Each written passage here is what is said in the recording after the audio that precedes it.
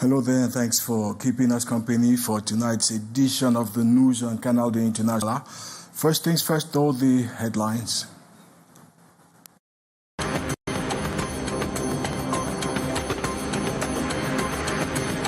The divisional office of Yaoundé 4 has shut down 50 churches operating illegally. Elvis Akondim Bahangwen says the 2-week operation is aimed at ensuring all unregistered churches secure the proper documentation before they can reopen. He is the first to enforce the initiative announced by the Minister of Territorial Administration, Paul Atanganji, with a deadline of February 15, 2025. Elsewhere, March, April and May are set to bring high temperatures, heavy rainfall, violent winds and frequent thunderstorms with lightning. The 30th seasonal bulletin from the National Observatory on Climate Change details the potential impacts on both the population and the environment, while offering crucial precautions to navigate these extreme conditions. And beyond Cameroon, in the DR Congo, we revisit the violence that escalated early Thursday with gunfire and explosions shattering a rally organized by rebel leader Kone Nanga. Chaos ensued. Nanga, who is leader of the M23 rebels, has accused President Felix Tshisekedi of ordering the attack. He has so far provided no evidence. Those were the headlines. Stay tuned for the developments in a moment.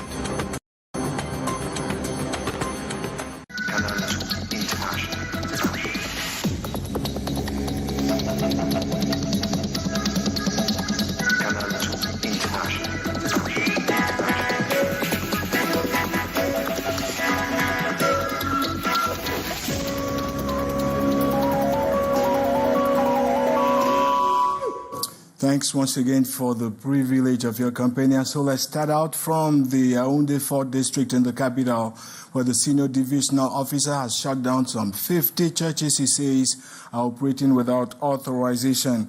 He adds that the crackdown is in keeping with instructions from the Ministry of Territorial Administration requiring that all unregistered churches obtain their necessary documentations. Beatrice Ngamo reports. Some 615 churches, chapels, places of worship, prayer grounds and warrior homes go about their different activities in the Yaoundé 4 subdivision. And within the 615, we discovered that about 118 churches and chapels were illegal. They don't have any legal document that authorized them to open their doors.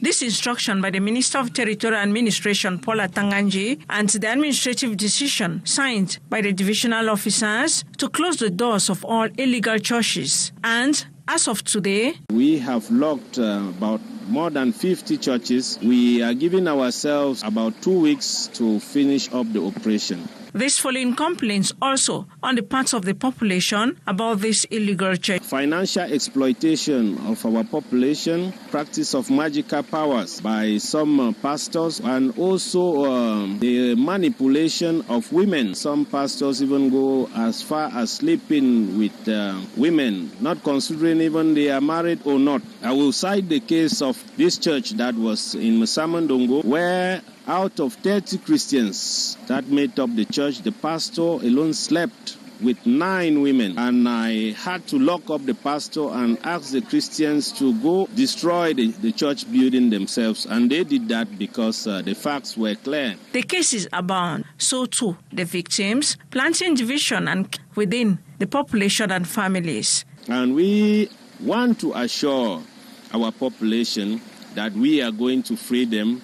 All the churches that do not have the presidential decree will be sealed until further. The divisional officer says he's working with the forces of law and order, his collaborators at the office, the chiefs and notables to accomplish this mission. A mission whose deadline of 15 February 2025 has elapsed.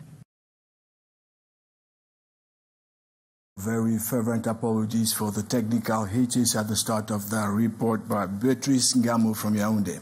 Now back to Douala. The widespread indignation over Elimbi Lobe's reference to nationalist fighter Ernest Wanje as a bandit appears not to be subsiding at all. The APA movement, led by politician Celestin Jammeh, has announced its intention to drag Elimbi Lobe to court for what it says, quote, violating a law enacted by the head of state. Morindi reports. Celestin Jammeh intends to take legal action against Elimbi Lobe for defamatory statements that disrespected the memory of national hero Ernest Wanje. We introduce to the court because Mr. Elimbi Lobe is not alone in this point.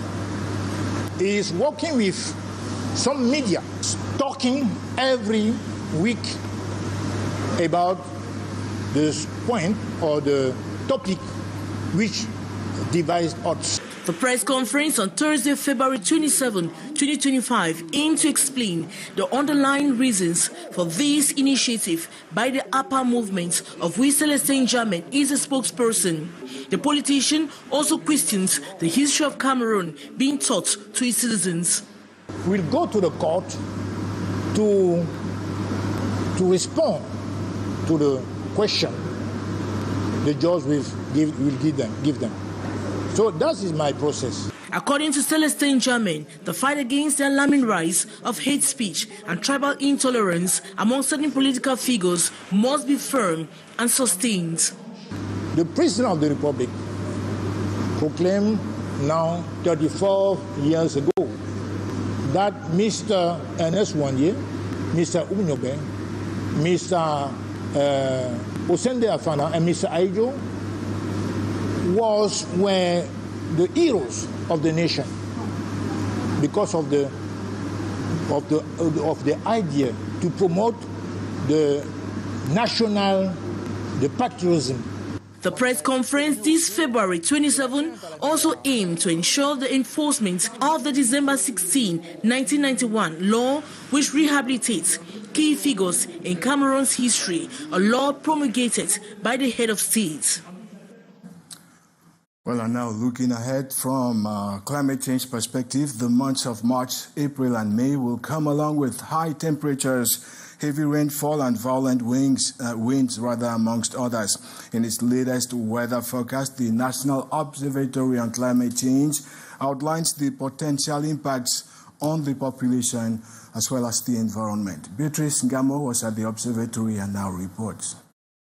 We are likely to observe temperatures that are relatively higher than what used to prevail during the same period globally across the country in the months of March, April and May. Temperatures will become relatively more intense from the north to far north. Meanwhile, in the southern part of the country, places will relatively cool as compared to the dry season, but temperatures will be relatively higher than what used to be observed in this part during the same period. The National Observatory on Climate Change adds, we are expecting the onset of raining season in March. The quantity will remain around the normal amount, although with slight increase in certain localities. Most of the rains that will occur around this period will be convective and very violent, so there is a high possibility of registering lightning and thunderstorms. So the population is advised to avoid resting on highly elevated areas. Whenever rains are about to start, children should better wait before leaving their institution. Animal raisers should also be prudent and avoid moving under trees. This goes with violent winds and possibility of hailstones. Health impacts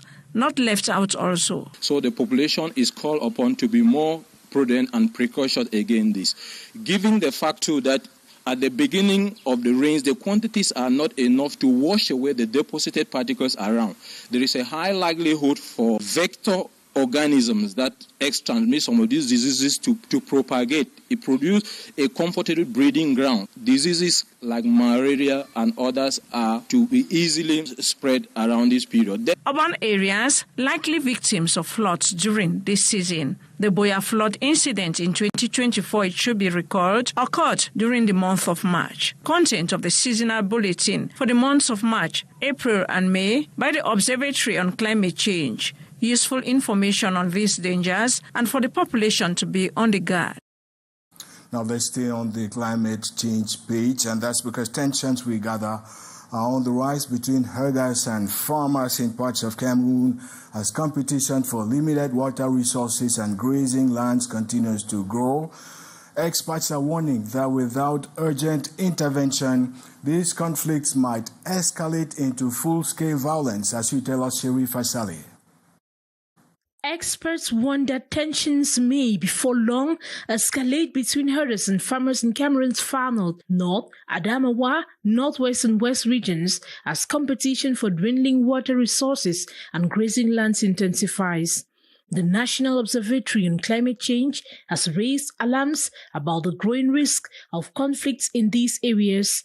Vulnerable regions, particularly around the last remaining water points and key transshumance corridors, are seeing increased clashes between herder and farmer communities.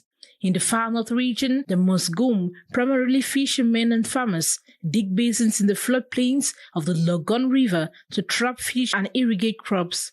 This practice has sparked violent disputes with the Arab Shua herders who argue that their livestock are being trapped in swamp canals, leading to injuries and death. What began as a disagreement over resource use has evolved into a violent ethnic conflict with severe consequences for local populations despite efforts by authorities to mediate. Tensions remain high. The International Crisis Group reports that between 2021 and 2023, similar disputes displaced around 15,000 people in the region. The situation continues to worsen as both sides fight for control over increasingly scarce resources. Thanks once again for keeping us company. We now usher you to the Bois de Saints neighborhood in Cameroon's commercial hub Douala, where residents say they are trapped in a nightmare. Raw sewage floods the streets, filling homes with an unbearable stench and exposing families to severe risks of ill health. Sherif Asale once again is our guide on this one. On the ground, the scene is shocking. Streams of human waste trickle between homes, saturating the air with an unbearable odor. In Shikam, one of the most affected areas, residents describe a life of constant discomfort and despair. It is not really easy living here because of the cement. When they come to deposit it like that, it is not good. Ça sent jusqu'à. On ne respire pas bien. Some have turned to prayers, hoping for the waste site to be relocated. Others have resigned themselves to the situation, forced to adapt to these dire conditions. We don't have a choice. We are just persevering because they are doing their own business while we are doing our own business. On n'a pas le choix de vivre ici. On doit aussi vivre ici tout comme les autres. Health concerns are mounting. Several cases of illness, including respiratory infections and skin diseases, have been reported in the neighborhood. Despite repeated complaints, no concrete action has been taken to address the crisis. Nos souhaits, bon, on ne sait pas si l'État peut faire quelque chose pour nous, mais nos souhaits, c'est que s'ils peuvent partir. Residents are now calling on the authorities to intervene, fearing that if nothing is done, Bois de Saints will continue to be known not for its name, but for the excrement that has taken over their lives. Now let's come back, or rather let's stay in Douala, because it was inaugurated with big fanfare. That was on the 27th of December last year. And I'm making reference there to the fish market at Upwe on the shores of the Vuri estuary. The reasons for its unoccupation are hard to find, but Sherif Asale once again took a ride down there and came back with this account. The Upwe fish market was built to improve hygiene standards and working conditions for fish traders. It was expected to bring relief to vendors who have long endured harsh conditions. However, since its inauguration, traders have not been granted access to the facility, forcing them to continue working in the same challenging environment. When primary minister just inaugurated the market, we know say for 1 week, all we go come for here, for go for the new market. But see that time, all we they for here, for down how we see how we down place day. They know they fine, but big customer, they not feel rich for it. When a team of reporters visited the site on February 26, 2025, they found traders still operating in muddy surroundings, expressing frustration over the delay. The market was designed to modernize the seafood trading dweller, but bureaucratic setbacks seem to have stalled 8 years. We will not know with the problem, we will never go there, but they announced yesterday and today saying that next week we will go there. After a long time of suffering here in this market, because water is disturbing us very much, so we are really happy to go there. Off camera, market officials have reassured that all necessary arrangements are being finalized and that the market will officially open to traders by March 3, 2025. Until then, vendors remain in uncertainty, waiting for the promised change to take effect.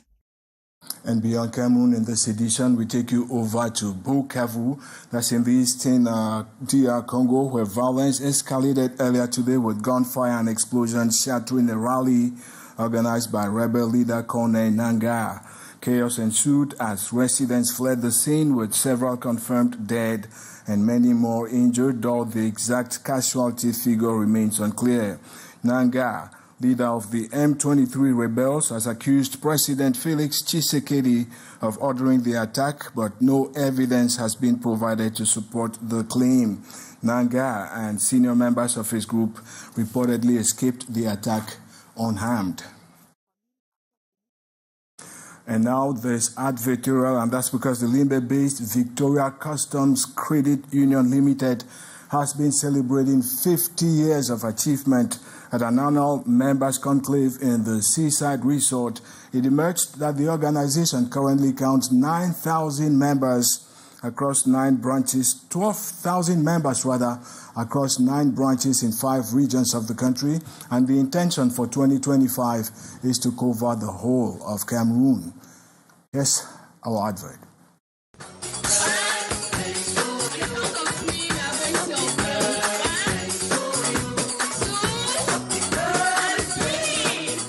Victoria Custom Cooperative Credit Union Limited is 50 years.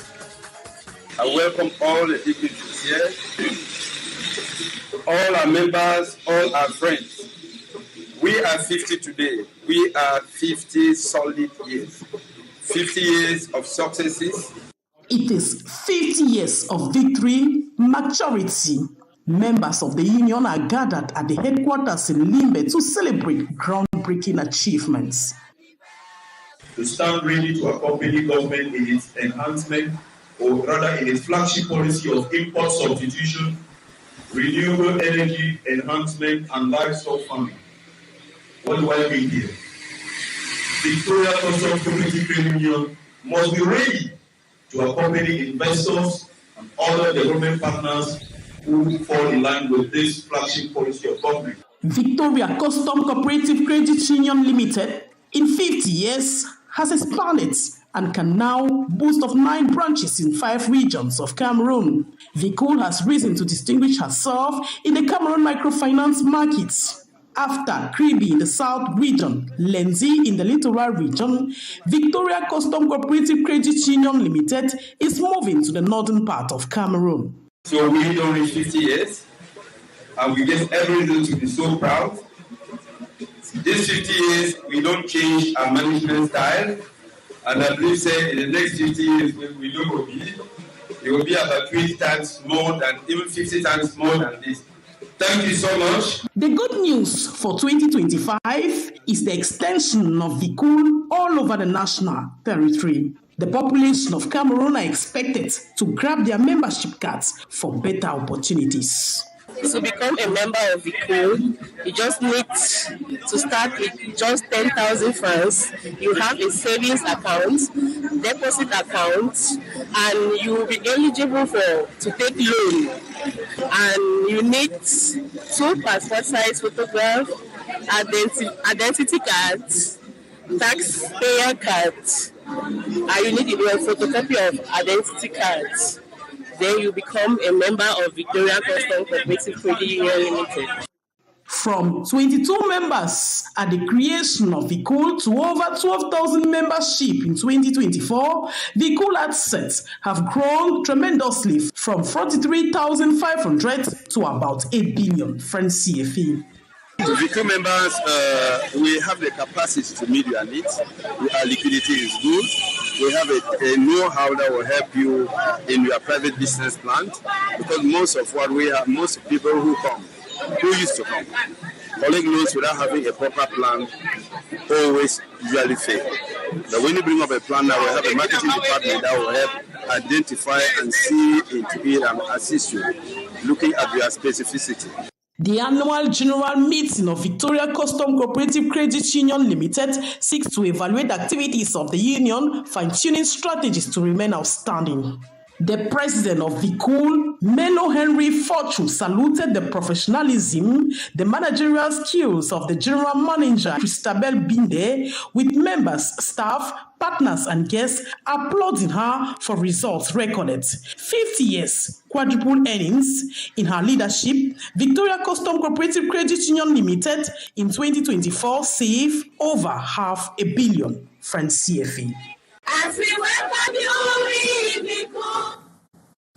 and it's on that note, ladies and gentlemen, that we call it quits and replace the lead on tonight's edition of the news.